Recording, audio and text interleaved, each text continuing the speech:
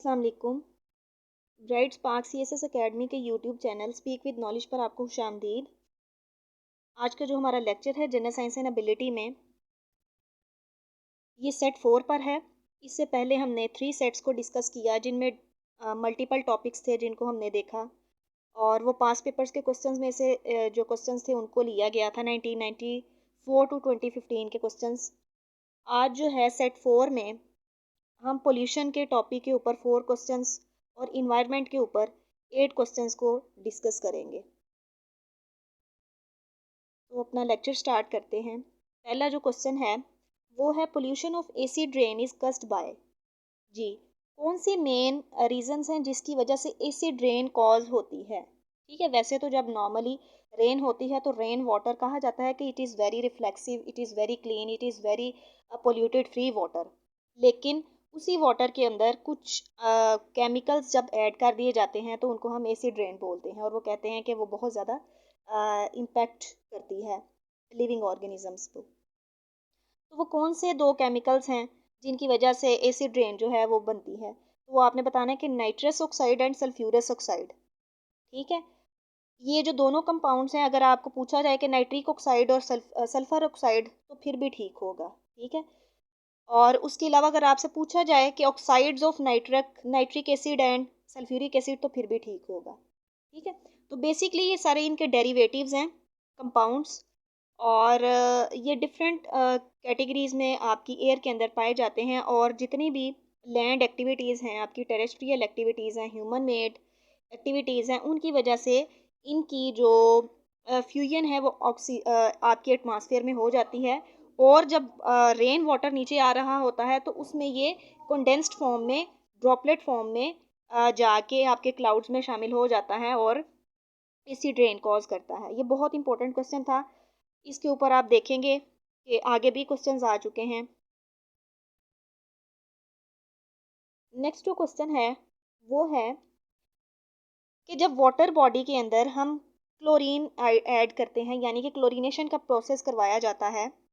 Chlorination अब होती क्या है? क्लोरीनेशन कहते हैं एडिशन ऑफ क्लोरीन को। और ये हम क्यों ऐड करते हैं? क्योंकि ये एक ब्लीचिंग एजेंट होता है। जितनी भी वाटर बॉडी के अंदर पोल्यूशन होती है उसको ख़त्म करने के लिए, कम करने के लिए हम इस्तेमाल करते हैं। लेकिन जब उसको हम बहुत ज़्यादा, एक हद से ज़्यादा इस्तेमाल कर देते हैं क्लोरीन के एलिमेंट को, तो क्या होता है, उसकी वजह से हाइपोक्लोरिक एसिड बन जाता है। और वो जो हाइपोक्लोरिक एसिड है वो पोल्यूशन कॉज करता है वाटर बॉडी में। और ये हाइपोक्लोरिक एसिड ख़तरनाक क्यों है? क्यों, अगर इसकी पॉसिबिलिटी बहुत ज़्यादा आपको नज़र आ रही है किसी वाटर बॉडी में, तो ये हार्मफुल है।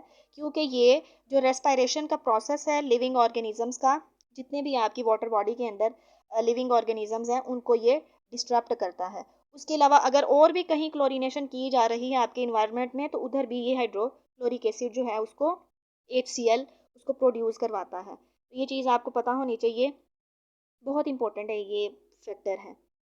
यस, कहते हैं कि जो लैंड पोल्यूशन है उसकी मेन रीज़न क्या है। आपकी रीजंस में, आपकी जो ऑप्शंस थी उनमें पेस्टिसाइड्स, इंसेक्टिसाइड्स और फर्टिलाइजर्स थे, और ये तीनों की ऑप्शन तीनों ठीक है। ठीक है, all of these is correct your option. तो जो पेस्टिसाइड्स हैं, पेस्टिसाइड्स बोलते हैं ऐसे केमिकल एजेंट्स को जो कि पेस्ट वगैरह को ख़त्म करने के लिए हम इस्तेमाल करते हैं। लाइक ये जितने भी आपके पास होते हैं, रोडेंटिसाइड्स हैं, पेस्टिसाइड्स हैं, इंसेक्टिसाइड्स हैं, हर्बिसाइड्स हैं, और उसके अलावा आपके एल्जीसाइड्स हैं, फंगीसाइड्स हैं। अब ये इनके नामों के जो इनिशियल्स हैं उन्हीं से ही आपको पता चल जाएगा कि इनके फंक्शंस क्या हो सकते हैं। हर्बिसाइड्स हैं मतलब कि जो वीड वगैरह हैं, जो हमें प्लांट्स नहीं रिक्वायर होते हैं, स्मॉल टीनी प्लांट्स, इनको वीड्स बोलते हैं, उनको ख़त्म करने के लिए हर्बिसाइड्स। फंगीसाइड्स फंजाई को ख़त्म करने के लिए इस्तेमाल करते हैं। इंसेक्टिसाइड इंसेक्ट्स को ख़त्म करने के लिए इस्तेमाल करते हैं। मीन्स जितने भी पेस्टिसाइड्स हैं वो सारे के सारे जब किसी भी एरिया के ऊपर अप्लाई किए जाते हैं तो उनका बेनिफिट तो होता ही है, लेकिन साथ में ही आपकी जो सॉइल है वो, उसका टेक्सचर भी ख़राब हो जाता है। तो ये आपने बताना है कि पेस्टिसाइड्स, इंसेक्टिसाइड्स एंड फर्टिलाइजर्स जो हैं वो कलेक्टिवली लैंड पोल्यूशन को कॉज करते हैं। आगे चलते हैं। नेक्स्ट जो क्वेश्चन है आपका वो है कि the type of pollution hazardous for health of ear. जी, आपके कान की सेहत के लिए कौन सा ऐसी टाइप है पोल्यूशन की जो कि बहुत हार्मफुल है। ठीक है, वैसे तो बहुत सारी आपकी जो पोल्यूशंस है वो आपको नज़र आती हैं, लाइक लैंड पोल्यूशन है, सॉइल पोल्यूशन है, atmospheric pollution, water pollution, radiation pollution, और जो इम्पोर्टेंट है आपके कान की हेल्थ के लिए वो है आपकी साउंड। ठीक है, जो साउंड है किसी भी स्पेसिफिक एरिया में जब वो अनबियरेबल हो जाती है तो उस साउंड को हम साउंड नहीं कहते, उसको हम नॉइस बोलते हैं। ठीक है, तो जो नॉइस नॉइस है जब किसी एरिया में बहुत ज़्यादा होती है तो नॉइस पोल्यूशन जो है वो कॉज करता है। तो जो नॉइस पोल्यूशन है वो आपको पता होना चाहिए कि ये इंसानी जो कान है उसकी 20,000 हर्ट्स कैपेसिटी है। ये भी बहुत इंपॉर्टेंट एक क्वेश्चन है, आपको ये पता होना चाहिए। नोट्स के अंदर ये भी चीज़ आप ऐड कर लें अपनी। 20,000 हर्ट्स जो है वो ह्यूमन ईयर की कैपेसिटी है, इतनी वेव्स तक जो है वो सुन सकते हैं एडल्ट। लेकिन जब इस फ्रीक्वेंसी से ऊपर चली जाती है आपकी साउंड वेव तो वो नॉइस में कन्वर्ट हो जाती है, and that particular noise pollution isn't suitable for your human beings health. जी, जो नेक्स्ट आपका टॉपिक है वो है इन्वायरमेंट।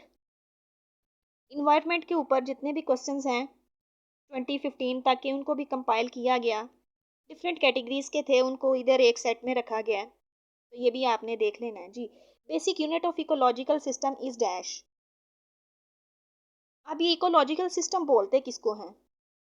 इकोलॉजिकल सिस्टम बोलते हैं ऐसा एरिया जहाँ पर लिविंग थिंग्स हो, नॉन लिविंग थिंग्स हो, और उनका इंटरेक्शन हो उनके इन्वायरमेंट के साथ। ठीक है, इन्वायरमेंट से भी वो कुछ अपने ऊपर इम्पेक्ट जो है वो ले रहे हों और खुद भी इम्पेक्ट कॉज कर रहे हों इन्वायरमेंट के ऊपर, that particular condition will be known as ecological system. ठीक है, अब वो जो इकोलॉजिकल सिस्टम है कहते हैं कि उसका बेसिक यूनिट क्या है? उसका बेसिक यूनिट इकोसिस्टम है। ठीक है, एक स्पेसिफिक एरिया के अंदर स्पेसिफिक टाइम के साथ presence of living organism in interaction of environment is known as ecosystem. ठीक है, और इकोसिस्टम ही जो है वो इकोलॉजिकल सिस्टम की बेसिक यूनिट है। इसी टॉपिक के अंदर जो नेक्स्ट आपका क्वेश्चन है ये भी बहुत इंपॉर्टेंट क्वेश्चन है, ये आपको पता होना चाहिए। पिछले जो लेक्चर में हमने चीज़ डिस्कस की थी वो आपको याद होगा, कन्वेक्शन और कंडक्शन के ऊपर मैंने कुछ आपको चीज़ें बताई थी।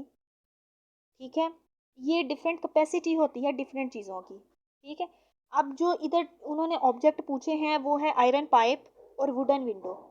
कहते हैं कि सर्दियों में आयरन पाइप जो है वो बहुत ज़्यादा ठंडा होता है as compare to wooden window.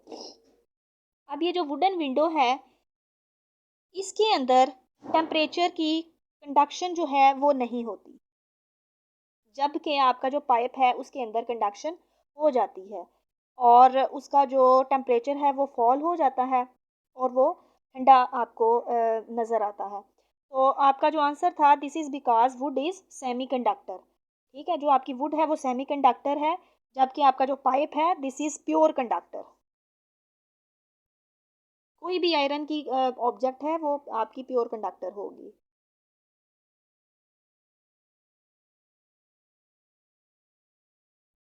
उसके बाद जो आपका नेक्स्ट क्वेश्चन है वो है the study of how plants and animals interact with one another and with non living environment is called as ecology. ये डेफिनेशन है इकोलॉजी, इसको आपने ऐसा याद करना है।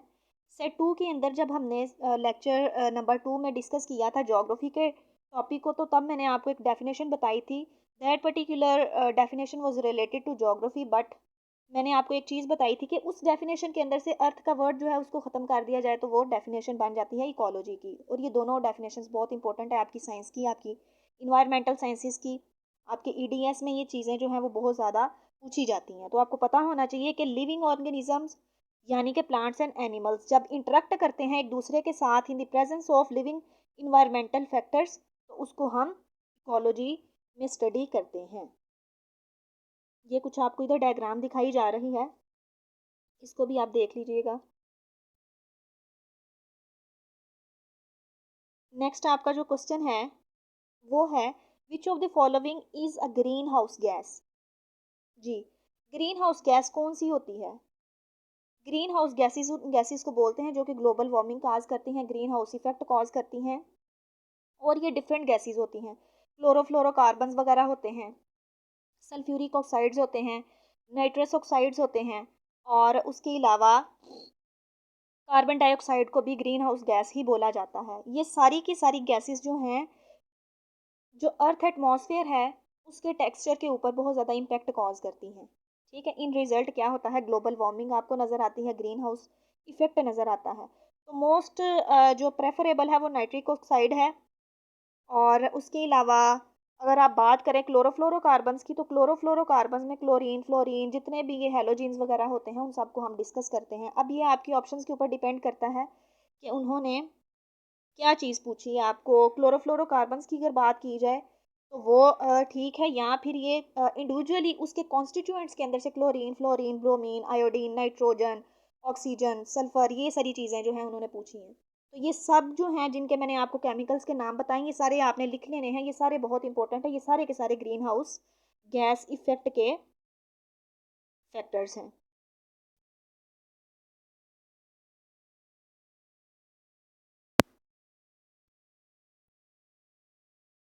ये जो क्वेश्चन है इसमें उन्होंने कहा है कि the rate of decomposition of dead bodies is highest in dash. जी, डिकम्पोजिशन का जो प्रोसेस है वो समर में बहुत ज़्यादा होता है। आपका आंसर है समर। और ये डिकम्पोजिशन अब होती क्या है डेड बॉडीज़ की, आपको पता है कि कोई भी जो एनिमल्स हैं या प्लांट्स हैं उनका लाइफ स्पैन जब ख़त्म हो जाता है, डिक्लाइन फेज़ की तरफ वो चले जाते हैं, तो उनकी डिकम्पोजिशन स्टार्ट हो जाती है with the passage of time. और ये जो डिकम्पोजिशन है ये किस वजह से होती है, ये अब मैं आपको बताने लगी हूँ। ये आपकी इन्वायरमेंट के अंदर मौजूद बैक्टीरिया, वायरसेस, एल्जी, और उसके अलावा जो हीट प्रेशर होता है उसकी वजह से होती है। एक सॉइल के अंदर जितनी ज़्यादा ये फैक्टर्स होते हैं उतनी ही ज़्यादा डिकम्पोजिशन की रेट जो है वो ज़्यादा होता है। अभी इधर इन्होंने कहा है कि rate of decomposition of dead bodies is highest in dash. Summer में बहुत ज़्यादा होता है। और विंटर की अगर बात की जाए तो गलने सड़ने का अमल जो है, ये रोटन फ्रूट्स वगैरह जो हैं वो गल सड़ जाते हैं, तो उनको भी डिकम्पोजिशन भी ही बोला जाता है। उर्दू में इसका मतलब है गलने सड़ने का अमल। ठीक है, तो ये जो डिकम्पोजिशन का प्रोसेस है ये सर्दियों में बहुत कम होता है जबकि गर्मियों में बहुत ज़्यादा होता है। रीज़न इसकी यही है कि हीट प्रेशर जो है गर्मियों में बहुत तेज़ हो चुका होता है। अगले क्वेश्चन की तरफ चलते हैं। नेक्स्ट आपका जो क्वेश्चन है वो है, acid rain brings with it dash. अपने साथ एसिड रेन जो है वो क्या लाती है ज़मीन के ऊपर। वो है सल्फ्यूरिक एसिड, सल्फ्यूरस एसिड और नाइट्रिक एसिड। ये पीछे भी मैंने आपको चीज़ें बताई। सल्फ्यूरस एसिड और नाइट्रिक एसिड था, और अभी जो है सल्फ्यूरिक एसिड की बात की गई है। साथ तो सल्फ्यूरिक और सल्फ्यूरस ये दोनों डेरिवेटिव्स हैं सल्फ़र के। हाइड्रोक्लोरिक एसिड वगैरह के जो कॉन्स्टिट्यूएंट्स हैं वो भी साथ ही होते हैं, लेकिन अभी ये आपकी ऑप्शंस के ऊपर डिपेंड करता है कि जो चीज़ उन्होंने पूछी है। सल्फ़र के ऑक्साइड्स या सल्फ़र के एसिड्स, नाइट्रोजन के ऑक्साइड या नाइट्रोजन के एसिड्स, ये दो ऐसे कंपाउंड्स हैं सल्फ़र और नाइट्रोजन जो कि ग्रीन हाउस की भी कॉज करते हैं, उसके अलावा एसिड ड्रेन भी कॉज करते हैं, उसके अलावा ओजोन डिप्लीशन भी कॉज करते हैं। ठीक है, ये तीनों बहुत जो हैं वो आप कह लें कि ट्रॉमेटिक सिचुएशंस हैं आपके इन्वायरमेंट के लिए, तो आपको इनका पता होना चाहिए। तो एसिड रेन की अगर स्पेसिफिकली बात की जाए तो सल्फ़र और ऑक्सीजन के जो सल्फ़र और नाइट्रोजन के जो ऑक्साइड्स हैं और एसिड्स हैं ये बहुत ज़्यादा इम्पैक्ट कॉज करते हैं। जाते ये ज़मीन से ही हैं, ऊपर जाके आपके एटमॉस्फेयर में, आपके एयर में सेटल डाउन हो जाते हैं। आपके जो क्लाउड्स हैं उनमें ये सेटल जब होते हैं तो बाद में ये बाय रेन जो है आपको अर्थ क्रस्ट के ऊपर नज़र आते हैं। तो ये आपको पता होना चाहिए।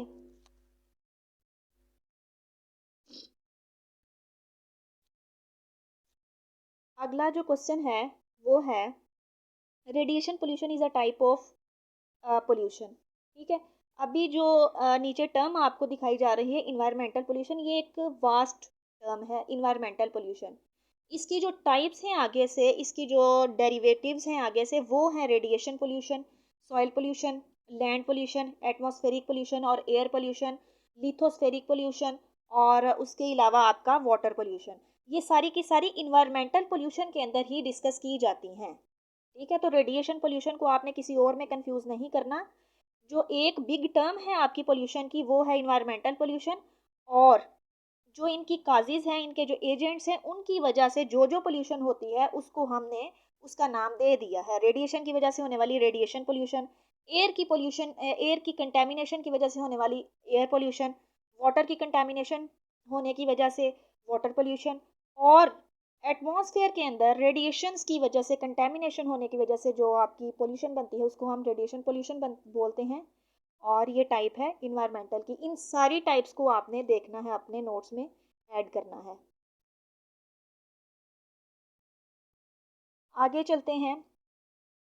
जो आपका लास्ट क्वेश्चन है इस लेक्चर का, ये बहुत इंपॉर्टेंट क्वेश्चन है। ये बहुत बार एफपीएससी में पूछा गया है। इन्वायरमेंट के टॉपिक में जो है ये इसको डिस्कस किया जाता है, और ये 2-3 बार इस क्वेश्चन को पूछा गया है और डिफरेंट डायरेक्शन से पूछा गया है। लास्ट जो लेक्चर था उसमें भी मैंने आपको ये जो था फोटोसिंथेसिस उसके बारे में बताया। अभी फिर आपको मैं एक्सप्लेन कर देती हूँ थोड़ा। और वो ये है कि oxygen balance in the atmosphere is maintain through the process of dash. जी, ऑक्सीजन का जो बैलेंस है आपके एटमॉस्फेयर में वो किस वजह से होता है? वो आपके फोटोसिंथेसिस के प्रोसेस की वजह से होता है। ऑक्सीजन जो है वो बहुत ज़्यादा डिक्लाइन की तरफ जाती जा रही है, लेकिन कौन सा ऐसा फैक्टर है जिसकी वजह से चाहे जितनी मर्जी लिविंग ऑर्गेनिजम्स ऑक्सीजन को इस्तेमाल कर लें फिर भी जो है वो आपको मिल जाती है ऑक्सीजन? और वो कहाँ से आती है? वो प्लांट से आती है। प्लांट्स जो हैं वो लेते हैं कार्बन डाइऑक्साइड आपके एटमॉस्फेयर से और आपके एटमॉस्फेयर को ऑक्सीजन देते हैं। ठीक है, दो प्रोसेसेस होते हैं, रेस्पिरेशन और फोटोसिंथेसिस। फोटोसिंथेसिस में आपकी यूवी लाइट को इस्तेमाल किया जाता है और आपकी जो कार्बन डाइऑक्साइड है उसको इस्तेमाल किया जाता है। और जो आपका लीफ होता है, आपका ग्रीन पिगमेंट होता है आपकी जो प्लांट बॉडी है उसमें, और वो क्या करता है? वाटर को इस्तेमाल करता है, कार्बन डाइऑक्साइड को इस्तेमाल करता है। इधर ये आपको डायग्राम में भी दिखाया जा रहा है। सनलाइट को यूटिलाइज करता है, अपनी फूड प्रिपेयर करता है, लीफ। ठीक है, और उसको फिर पूरी बॉडी में सप्लाई कर दिया जाता है। इन्वायरमेंट के ऊपर इसका इम्पैक्ट जो पॉजिटिव आता है वो यही है कि ऑक्सीजन जो है आपको बहुत ज़्यादा मिल जाती है। तो इसी के साथ ही आज का जो लेक्चर है हमारा वो कंप्लीट होता है। होप सो आज का लेक्चर भी आपको समझ लग गया होगा। मिलते हैं अपने नेक्स्ट लेक्चर में।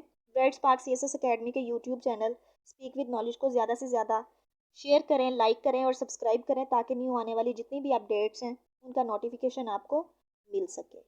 अल्लाह हाफिज़।